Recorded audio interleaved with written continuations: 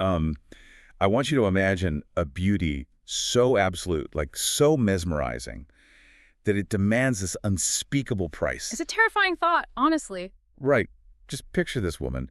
She's considered the most beautiful of her age, and she is lowering herself into a bath of warm, crimson human blood. Yeah, just submerging herself in that metallic-smelling pool. Exactly. Mm-hmm. And she has this dark silver necklace shaped like a star, just resting against her collarbone. And it's all to maintain an eternal, unnatural youth. And the craziest part is we aren't reading from some dark fantasy myth today. No, we are not. We're acting as historians today, pulling back the curtain on a deeply suppressed history locked inside the archives of the Red Keep. Welcome to the deep dive. Glad to be here. Because the woman in that bath, that was Shiera Seastar. She was a great bastard of House Targaryen, daughter of the gluttonous king Aegon the Unworthy. Yeah, and the reason her true history is buried under all these layers of official records is because acknowledging her means acknowledging a really terrifying reality. Right, the official histories, like the sanitized texts you'll find in the Citadel. They say the bloodiest civil war in Westeros, the first Blackfyre rebellion, was fought over a sword and a dead king's decree. A Valyrian steel sword, no less. Mm-hmm. And the maesters frame it as this grand, inevitable clash of political ideologies. But when you actually read the raw primary sources we've gathered for this deep dive, that grand political narrative just completely falls apart. It totally crumbles. I mean, we've been taught our whole lives that this massive global conflict was about, high-minded ideals of succession and martial tradition. And the reality is much, much darker. Yeah, it's less like a principled revolution and more like a hostile corporate takeover triggered by a jilted board member. Oh, that is a perfect way to describe it. Right. You think you're looking at a map of noble troop movements, but you are actually looking at the fallout of a vicious, toxic, obsessive love triangle between three siblings. A love triangle that literally left tens of thousands of people rotting in the mud. Exactly. So to understand the mechanics of how a lover's quarrel slaughtered an entire generation, we kind of have to bypass the figures the history books obsess over, don't we? We do. We have to look past the legitimate king, Daemon II, who represented intellectual progress and diplomacy, and we even have to look past the warrior god pretender, Daemon Blackfyre. The true architects of this abyss were the great bastards. Right, and it all begins with the spiteful, just devastating final act of their father, King Aegon IV. Aegon the Unworthy. The source material outlines his deathbed decree, and it is staggering. Like, he didn't just leave a messy succession. No, he legitimized all of his bastard children with his dying breath. Which is just insane. He essentially armed a volatile explosive and just handed it to the realm. Aegon IV was a man of vast appetites and deep cruelties. By legitimizing these ambitious, incredibly powerful offspring, he elevated them to royal status without giving them any clear hierarchy. Right. He didn't just invite chaos, he systematically engineered a civil war as his final legacy. Let me pause you right there because the mechanics of that are wild. Legitimizing all of them. All of them. It's the equivalent of a chaotic billionaire entirely dissolving a structured family trust, throwing an armory of weapons into the living room, and locking the doors on his way to the grave. He absolutely knew the bloodbath this would cause. And that bloodbath centers squarely on two newly minted royals who are utterly destined to destroy one another. The polar opposites of this dark history. First, we have Brynden Rivers, forever known to history as Bloodraven. The sources describe him as a walking Gothic nightmare, basically. Oh, completely. He was an albino with bone-white skin, stark white hair, and a single, unnerving red eye. And the right side of his face bore a birthmark that looked like a raven drawn in blood. I mean, it's a physical presence clearly designed to terrify. But Bloodraven's true power wasn't just in his appearance, right? Not at all. The texts really emphasize his role as a master of whispers. He was a rumored sorcerer dealing in forbidden arts. Magic that most people in Westeros are terrified of. Exactly. Plus, he wielded the legendary Valyrian steel sword, Dark Sister, and he commanded this fiercely loyal, elite, private army of archers known as the Raven's Teeth. So he's essentially a magical spy master with a paramilitary hit squad. Precisely. Bloodraven operated through information, calculation, and shadows, but then, on the exact opposite end of the spectrum, you have his half-brother, Aegor Rivers. Bittersteel. Yes, Bittersteel. Where Bloodraven was pale and mystical, Bittersteel was broad-shouldered, dark-haired, and possessed a permanent, furious sneer. He sounds delightful. He was a warrior to the very marrow of his bones, relentlessly disciplined, and he harbored a hatred for Bloodraven that bordered on the And psychotic. he hated the magic, right? Like he despised sorcery. He despised the shadows entirely. His only currency was iron, blood, and overwhelming martial supremacy. Okay, so you have these two incredibly dangerous, newly legitimized men. One controls the unseen world of whispers and magic, and the other commands the visceral world of swords and soldiers. And the catalyst that ignites them isn't the Iron Throne, it's Shiera Seastar. The woman in the bloodbath. She was the ultimate prize in a court just drowning in deceit. Bittersteel loved her with a burning, possessive fury. Like he would have burned the Seven Kingdoms to ash just to claim her. Wow. And Bloodraven, on the other hand, loved her with a dark, calculating devotion. They were both completely, hopelessly obsessed with their half-sister. Which puts Shiera in an unbelievably precarious position. Like, really put yourself in her shoes for a second. It's a terrifying place to be. Right. On one side, she has an omniscient spy master who likely knows every single word spoken in her private chambers. And on the other side, she has a ruthless, disciplined warlord whose entire identity is forged in anger. So how does she even navigate a choice like that without just being crushed between them? Well, she navigated it by recognizing where the true power lay in King's Landing. Shiera wasn't just some passive prize. No, she's a survivor playing a very dangerous game. Exactly. She recognized that Bittersteel's raw anger was just a blunt instrument, whereas Bloodraven's intelligence network offered absolute control. So she made her choice based on survival and power. She did. She chose the sorcerer.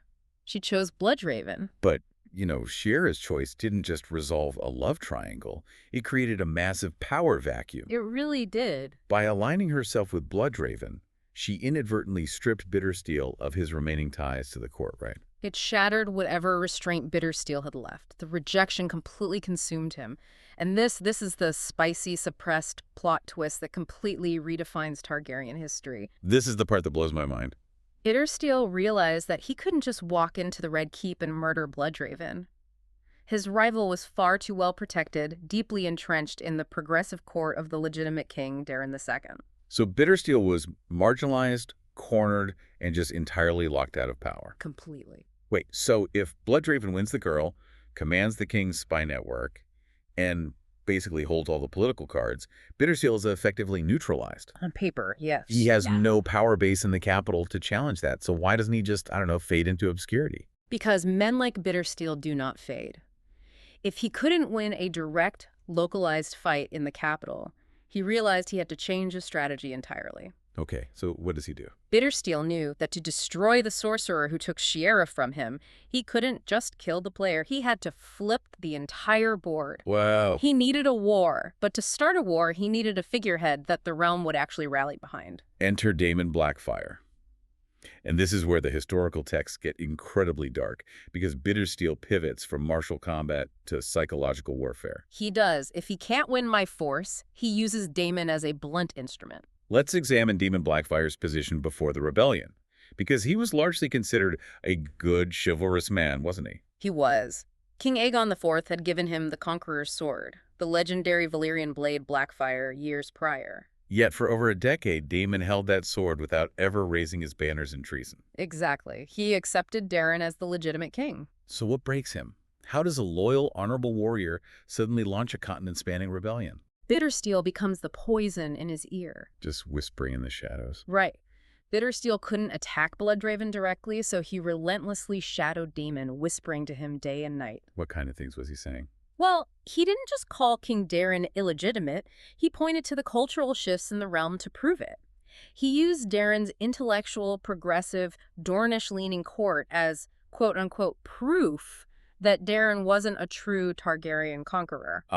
So he's preying on Daemon's martial pride. Completely. He pointed to the sword at Daemon's hip, the blade of Aegon the Conqueror, as a physical counter-argument to Daemon's peaceful rule. Bittersteel literally weaponized Daemon's own traditional values, slowly convincing the chivalrous man that the realm was rotting from weakness and desperately begging for a true warrior to save it. What's fascinating here is how ideologues rarely start wars without a catalyst.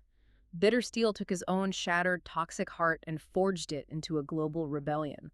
Here's where it gets really interesting. Bittersteel basically pulls a dark fantasy Iago from Othello. Oh, that's exactly what he does. Right. Like, he can't get the girl, so he gaslights the most dangerous guy in the room into burning the whole kingdom to the ground. He scales a deeply personal obsession up to a geopolitical catastrophe. He violently splits the realm in two. The Red Dragon fighting for King Daemon, and the Black Dragon fighting for King Daemon. But really, it's Bittersteel versus Bloodraven. Right, but here's the massive question. If Bloodraven is this omniscient spy master, how does Bittersteel even get close enough to Daemon to whisper treason for years without Bloodraven just having him executed? It's a great question. How does the realm even defend against a war that's secretly built on one guy's wounded ego? It defends itself by unleashing a monster of its own. Bloodraven may have had blind spots early on regarding his brother's influence over Daemon, but once the threat materialized, he didn't meet Bittersteel on a traditional battlefield. No, he responded by building a shadow state. Bittersteel lit the match, but Bloodraven controlled the darkness. Right, the text described Bloodraven initiating a terrifying series of countermaneuvers. Like, he doesn't fight fairly, and he definitely doesn't fight honorably. Honor is completely irrelevant to Bloodraven.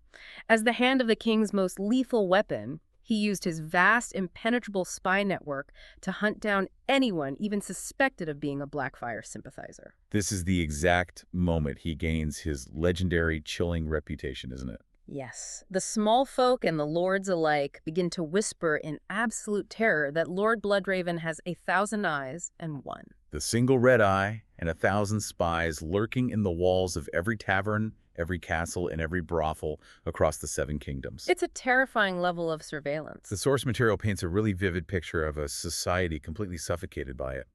How does a society even function under that level of psychological terror? Honestly, it functions through absolute paranoia. King's Landing becomes a traumatized, fearful police state. The death of free speech. Entirely. Any lord who dares to question the crown's taxation or shows a hint of sympathy for the traditional martial values of the Black Dragon simply disappears in the middle of the night. The concept of a fair trial just vanishes. Poof. Gone. Treason is no longer a matter of rights, evidence, or justice. It becomes, as the grim saying went, simply a matter of dates. Right, like, when will the raven's teeth kick in your door? Exactly. You know, I have to drop the enthusiasm for a second here for a moment of serious reflection, because the contrast is so jarring. What do you mean? Well, we often hear these fun, romanticized stories about hedge knights adventuring through Westeros decades later, Yeah. sleeping under the stars, fighting in tourneys, living out these noble quests. Right, the classic fantasy adventure. But when you read these primary sources, you realize those knights are wandering through the deep psychological scars of this exact totalitarian regime. It's a very sobering thought. It makes you wonder about the justification of power. Was Bloodraven actually protecting the realm from Bittersteel's chaos? Or was he just using his brother's treason as the perfect excuse to become an absolute dictator? The sources force us to ask exactly that. Did he build the surveillance state to win the war? Or did he welcome the war so he could build the surveillance state? Right, because fear becomes a far more effective weapon than the sword. But paranoia and disappearing lords can only hold off the inevitable for so long. The shadow state eventually reaches its limit. The shadows and the whispers can only do so much. Exactly. The suppressed hatred, the years of gaslighting, and the sheer volume of military power Bittersteel had amassed. It had to spill out into the open mud eventually. The Iron Throne cannot be secured by spies alone. The bastards rally their armies, the personal hatred between two brothers, a hatred over a woman who bathed in blood to stay beautiful, finally drags the entire continent into the abyss. And this brings us to the brutal, terrifying reality of Westerosi politics. I really want you to think about the thousands of lords, knights, and common soldiers marching to war. They bleed in the mud. They suffer amputations, disease, and horrific deaths, believing they are fighting for a noble cause. They believe they are dying for honor and the rightful king, whether they wear the badge of the Red Dragon or the Black. And they have absolutely no idea that they are completely disposable bonds. They are dying to settle a bitter, toxic score between two brothers who couldn't share the same woman. It is an industrial-scale tragedy, and it culminates in a scene that our sources paint with terrifying cinematic clarity, the climax of this entire suppressed history. The red grass field. The whispers are over. The shadow war is done. The armies of the Red Dragon and the Black Dragon have converged on a massive open plain. The banners are snapping in the wind, the war drums are pounding, and right in the thick of it is Daemon Blackfyre, the man manipulated into this entire mess. Daemon is fighting exactly the way Bittersteel convinced him he should, like a god among men. He is armed with the Conqueror's blade. Yes, and he is physically cutting down the Kingsguard, shattering the royal vanguard in honorable, mud-soaked combat. He represents the old martial way of Westeros. And he is literally moments away from breaking the royal lines and winning the Iron Throne. But he isn't fighting a conventional war, is he? No, because Bloodraven doesn't play by the rules of chivalry. Up on the Weeping Ridge, looking down over the slaughter, Bloodraven and his raven's teeth are waiting. They don't care about honorable single combat. Or the martial traditions of the conquerors. They have the high ground, and they are armed with weirwood bows. The contrast is just haunting. You have the ultimate warrior, Daemon, down in the mud fighting a battle of flesh and steel. And perched up on the ridge, you have the ultimate sorcerer, Bloodraven, bringing cold, calculated extermination. The sources say the sky turned completely black from a massive swarm of arrows. If we connect this to the bigger picture, it strips away every single romantic notion of fantasy warfare. There is no glorious charge that saves the day. There is no honorable duel between rival kings. There is only the calculated slaughter of Daemon and his sons by a firing squad of weirwood arrows, ordered by a spy master settling a deeply personal vendetta. The coldness of magic and machinery entirely erases martial honor.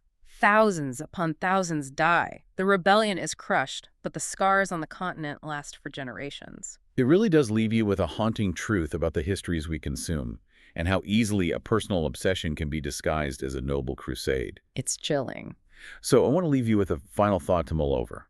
When the sky goes dark with arrows at Redgrass Field, who is actually the villain here? That's the real question. Is it Bittersteel, the brother who weaponized a good man and plunged the world into a massive, bloody war over a broken heart?